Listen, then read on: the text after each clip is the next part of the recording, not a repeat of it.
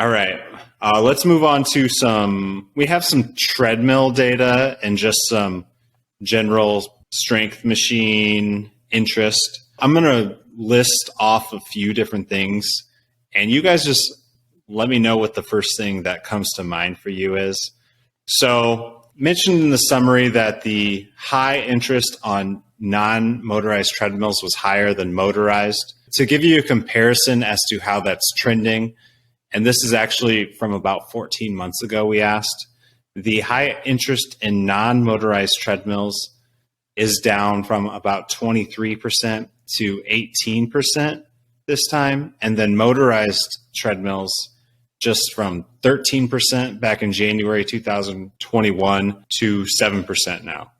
So like almost zero high interest in motorized treadmills. We also asked, what would you rather have, a Stairmaster or a treadmill in your home gym? Disregard price. The Stairmaster won by 1%, which is, something that you don't necessarily think of within a home gym. And then lastly, we asked which one interested you more, specialty strength machines or heavy cardio machines. And 78% went with the strength machines. All right. Any initial thoughts from that data? So I'll jump in with the Stairmaster on this one. So I was thinking about it. I did vote Stairmaster. If money's no object and you're picking one of the two, I mean, I think we've all kind of experienced treadmill. I haven't really done too much on the Stairmaster, but I'm thinking, assuming I've got the space for it, because this is garage gym updates, right? I've only got so much room here. But assuming I can make the room for it, I think the Stairmaster kind of gives you an option that's a little bit of strength building too, because essentially what are you doing? It's like bilateral step ups, right? Throw a barbell on your shoulders and just keep going. So that gives you a little bit more function than just, walking on a wheel essentially. But I can see where everybody's getting their interest now in the non-motorized, because if I were to get one, that's what I would try to pick. I think True Grit's got one out that's a little more affordable, but it seems interesting. I think we've all kind of done the motorized one. They break. You have to worry about fixing everything up and keeping it maintained. I think that's the allure to the non-motorized. At least it would be for me if I were to get one. Yeah, it kind of just shows where our audience is at with cardio. I don't think there's a lot of runners out there in this audience. There's the anti-cardio club. Yeah, it's interesting too that a treadmill would have more interest. To have a treadmill in your space, you'd have to have at least 8-foot ceilings, right? Because you're already stepping up so high. So you're probably out of the basement unless you have high ceilings in your basement. So it's probably more of a garage choice. It's just interesting. Which one did you choose? I was kind of opposite on all of these. I have high interest in a treadmill, and then I'm kind of leaning towards a motorized treadmill at this point. I've got the non-motorized, but for what I'm doing, which is trying to hold on to as much muscle as I can while doing long endurance type races, holding pace on a non-motorized treadmill is really difficult. And so if you want to put in 10 plus miles, you're not going to do it on a non-motorized treadmill. That'll hurt really bad. And so a motorized treadmill is what you're going to need. So yeah, I was kind of opposite on all these. Jake, I'm curious on where you were at in these.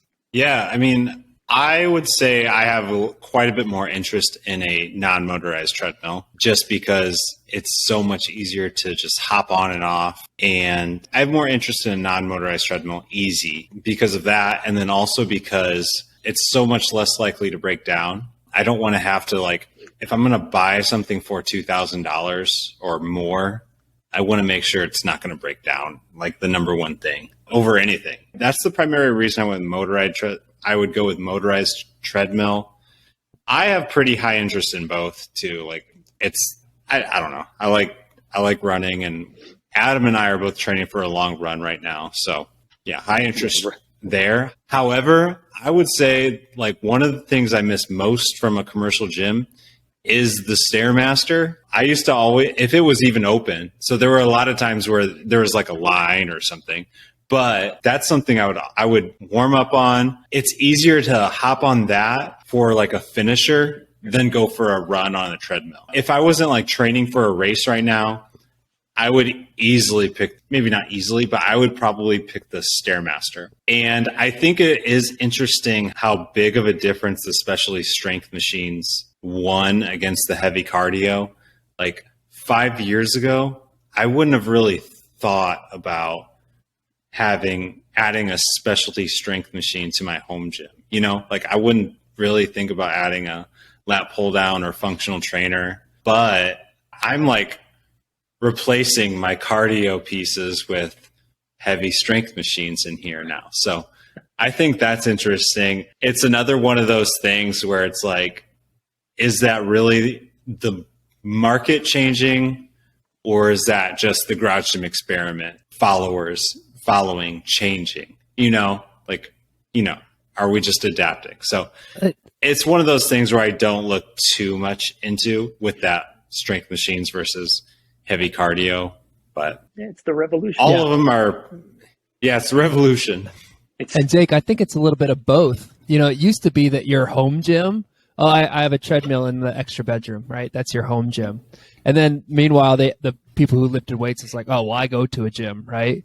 Well, yeah. If you thought about having a rack of dumbbells or like a power rack, like in your garage, like way back in the day, like people would think you're crazy. And I think that more people are getting into the home gym scene. Yeah, right. Slightly. Not anyone listening to this though, so it's okay. Yeah. So I think the audience who's joining the home gym scene is changing. They like to lift weights, they like to build strength and things like that. You know what it is though? I mean, as much as we don't want to get into the pandemic too much, that's a big component, right? At some point we were all told you can't go out anymore. So you have to figure out if you're going to keep this hobby going, find a way to make it work in your space. I think that opened up the door for a lot of people, even if they only had a small spot, whether it's inside, outside, try to make it work, come up with whatever you can. And it's taken on a life of its own now. Now it's accepted.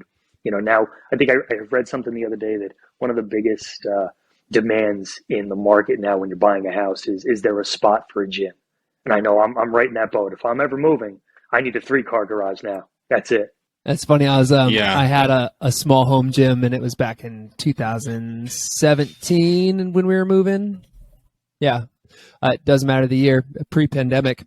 And I was telling my realtor, it's like, well, I need a space for my garage gym. And he would give me that look, like, what do you mean your garage gym? Like, there's a gym down the street.